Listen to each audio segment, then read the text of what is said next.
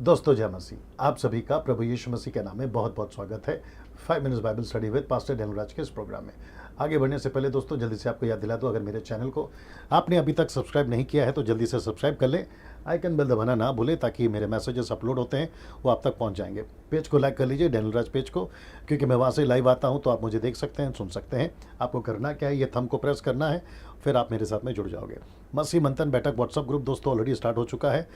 गलत शिक्षाओं के प्रति ये मुहिम को हमने शुरू किया है। जैसे ही लॉकडाउन बंद होगा, भारत में ख़त्म होगा, हम पहली बैठक मुंबई से करेंगे, जिसमें 700 से 800 लोग अभी तक जुड़ चुके हैं। और आप अगर जुड़ना चाहें, इस मुहिम में हिस्सेदार बनना चाहें, 22वीं पीढ़ी को साफ सुथरा मसीह जीवन देना चाहें, आप इसके मेंबर सदस्य बन सकते हैं।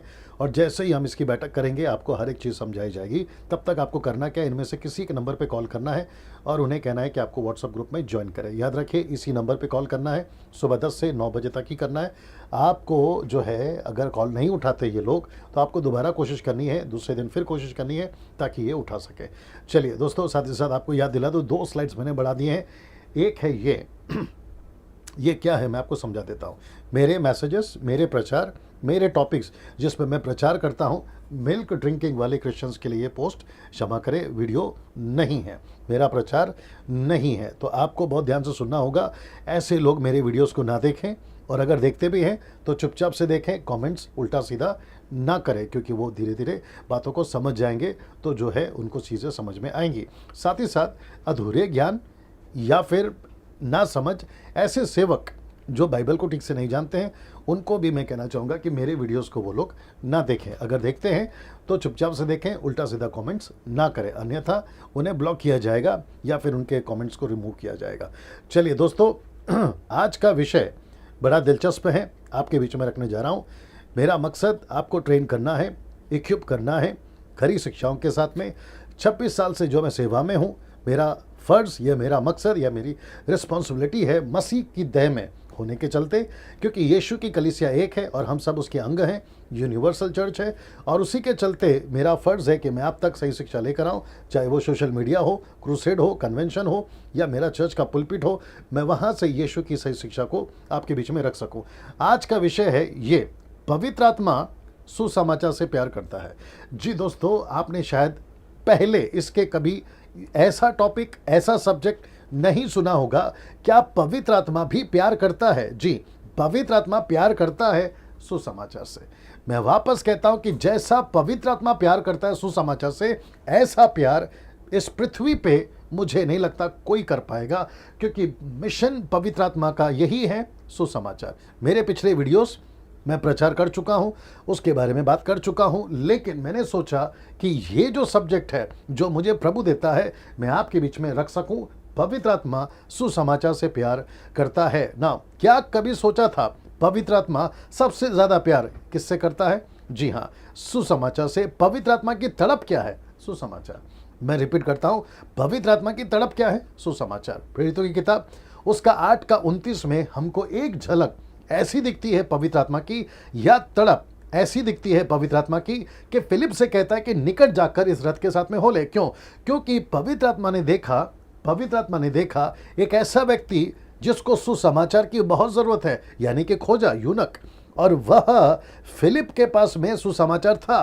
तो पवित्र आत्मा ने कहा कि तू जितनी जल्दी हो सकता है दौड़।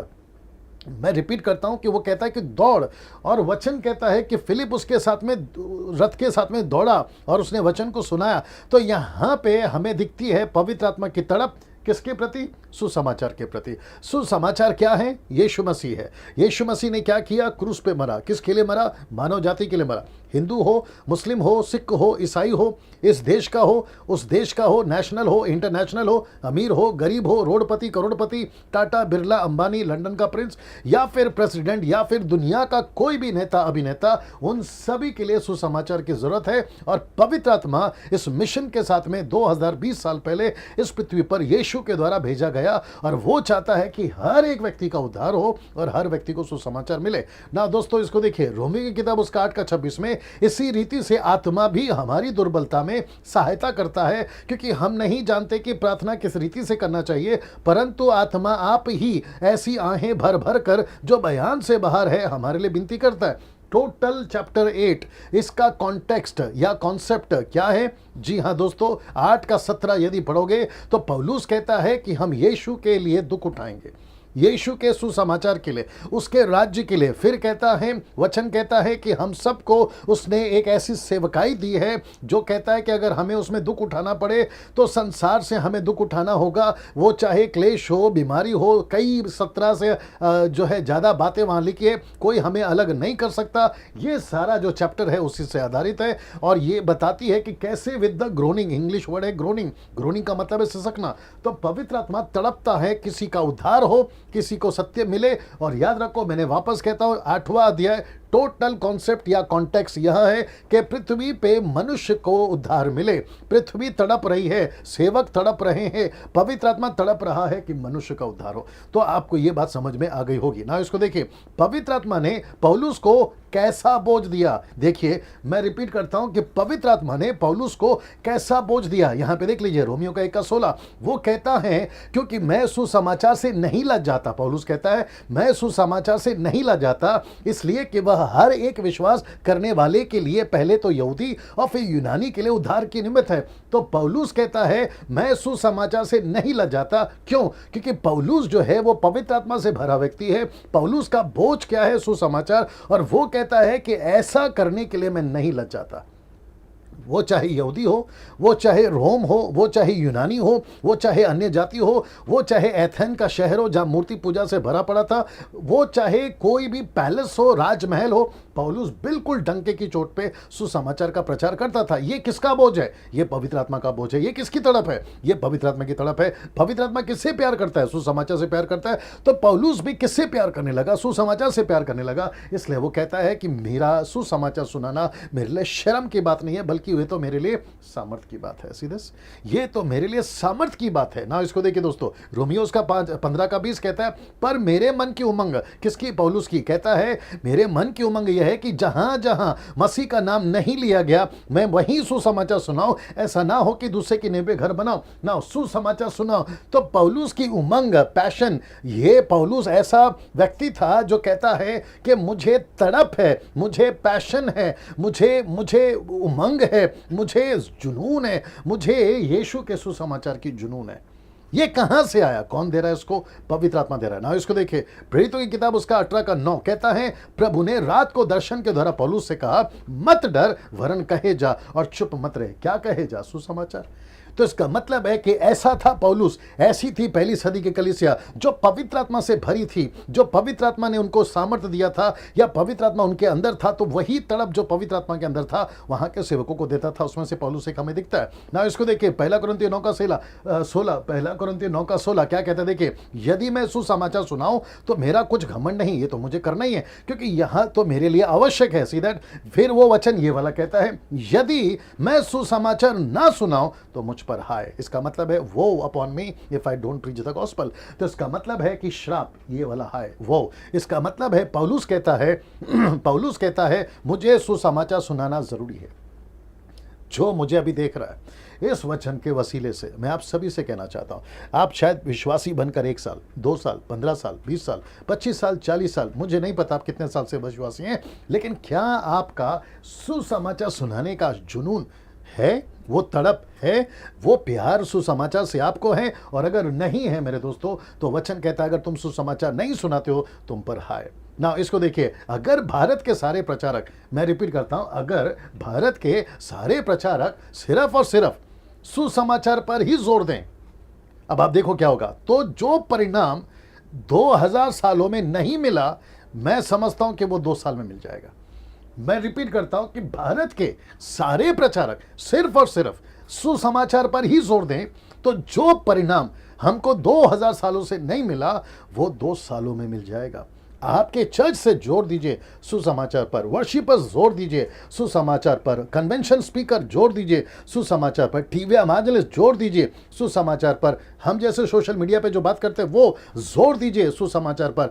पुरुषों को, स्त्रियों को, बच्चों को, जवानों को, बुजुर्गों को, 8 से लेकर 80 साल तक का हर विश्वासी अपने स्कूल कॉलेजेस में, अपने ऑफिस में, अपने बिल्डिंग में, अपने सोसाइटी में, अपने बिजनेस में, अपने ट्रैवलिंग में, ऑटो में, रिक्शा में, टैक्सी में, फ्लाइट में, बस में अगर वो सिर्फ और सिर्फ जोर देगा ना सुसमाचार पर, तो मैं समझता हूं कि जैसा जैसा प्रेरितों की किताब उसका 17 का 6 में लिखा है, ये जगत को उलट पुलट करने वाले लोग आ गए। ऐसे लोग अगर हम बन गए तो मैं समझता हूं कि हम परमेश्वर के सुसमाचार को पूरे दुनिया में फैला पाएंगे ना। वर्शिपर्स सुसमाचार पर गीत क्यों नहीं लिखते? मेरा प्रश्न है कि वर्शिपर्स सुसमाचार पर गीत क्यों नहीं लिखते? यह बड़ा प्रश्न चिन्ह है, क्योंकि वो कहते हैं हम प्रभु से प्यार करते हैं, वो कहते हैं हम पवित्र आत्मा से प्यार करते हैं, पवित्र आत्मा से प्यार करते हैं, पवित्र आत्मा तेरी उपस्थिति आ जाए, पवित्र आत्मा तू हमको भर दे, रूह उतरा, रूह है ना, रूहे पाक, ये सारे गाने जब गाते हैं, मेरा प्रश्न है अगर पवित्र आत्मा आता है तो सुसमाचार वाली बातें क्यों नहीं हो रही है?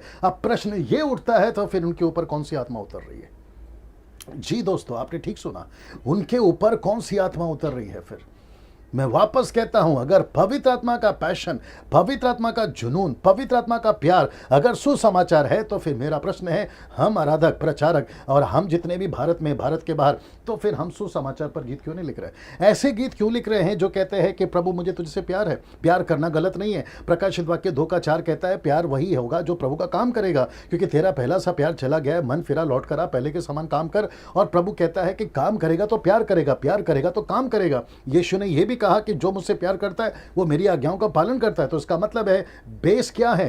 परमेश्वर का काम। फाउंडेशन क्या है? परमेश्वर का काम। जो काम करेगा वो प्यार करेगा। सीधा ना, इसको समझने की कोशिश करना होगा कि वर्शिप पर सुसमाचार पे गीत क्यों नहीं लिखते। मैं बहुत चुनिंदा, बहुत कम परसेंटेज, उंगलियों पे गिन सकता हूं ऐसे वर्शिपर्स हैं, जो कुछ ही वर्शिपर्स हैं जो सुसमाचार पर गाने लिखते हैं। नहीं तो आज तो भरमार है मुंबई में, भारत में, नागपुर, पूना या फिर भारत के बाहर, नेशनली, इंटरनेशनली सबसे ज़्यादा जो है वो उसी पे लिखते हैं। प्यार है ना, उतरा, ये सारी चीज़ें, लेकिन सुसमाचार पर उनका फोकस नहीं होता ना। इसको देखिए, पवित्र आत्मा को पृथ्वी पर एक ही मकसद के लिए भेजा गया है और वह है सुसमाचार। दोस्तों, मैं चाहता हूं आपको यह समझना होगा कि यीशु मसीह ने, परमेश्वर पिता ने पवित्र आत्मा को पृथ्वी पर क्यों भेजा? एक ही मकसद है और वो है सुसमाचार। ना इसको देखिए, वो सब मिनिस्ट्री किसी काम की नहीं जिसमें सुसमाचार पर फोकस नहीं है। जी, मैं वापस कहता हूं, वो मिनिस्ट्री किसी काम की नहीं जिसमें सुसमाचार पर फोकस नहीं है। वो मिनिस्ट्री चाहे प्रीचिंग की हो, टीचिंग की हो, प्रोफेसीज हो, अपोस्टल्स हो, वर्शिपर्स हो, वर्शिप की मिनिस्ट्री हो, या हीलिंग मिनिस्ट्री हो, पावर मिनिस्ट्री हो, एंड टाइम की मिनिस्ट्री हो, क्योंकि एंड टाइम के ऊपर बहुत बोला जा रहा है, वो तक की मिनिस्ट्री को मैं बोलता हूं। एक वचन हमेशा आपको याद रखना होगा और वह है मत्ती का 7 का 21 से 22 तक में। वहां लिखा है कि तुमने भविष्यवाणी करी, चमत्कार करा, मुर्दे जिलाए, सब कुछ करा, लेकिन यीशु कहता है मैं तुम्हें नहीं पहचानता। वचन 22 कहता है कि मैं तुम्हें नहीं पहचानता, मेरे नजर से निकल जाओ। मैं समझता हूं कि हम सभी को यह बात को समझने की जरूरत होगी कि हम इस वक्त में कौन सी सेविकाई में हैं, हम कौन सी आत्मा से भरे हैं? पवित्र आत्मा। पवित्र आत्मा को प्यार किससे है? सुसमाचार से। अगर पवित्र आत्मा को प्यार सुसमाचार से है, तो आपका और मेरा प्यार किससे होना चाहिए? सुसमाचार से। यीशु से अगर हम प्यार करते हैं, यीशु को अगर हम लेके चलते हैं, अगर हम कहते हैं कि प्रभु मैं तेरे लिए मरने को तक को तैयार हो, तो फिर सुसमाचार क्यों नहीं सुनाते? आपका सुसमाचार के प्रति आपका जो फोकस है वो इतना वीक क्यों है? आपका ध्यान सुसमाचार पर क्यों नहीं है? मेरा इस वीडियो पर एक ही फोकस है, पवित्र आत्मा को सुसमाचार से प्यार है। आपको भी सुसमाचार से प्यार होना चाहिए। अगले वीडियो के साथ फिर मुलाकात होगी। जय मसीह, प्रभु आपको आशीष दे।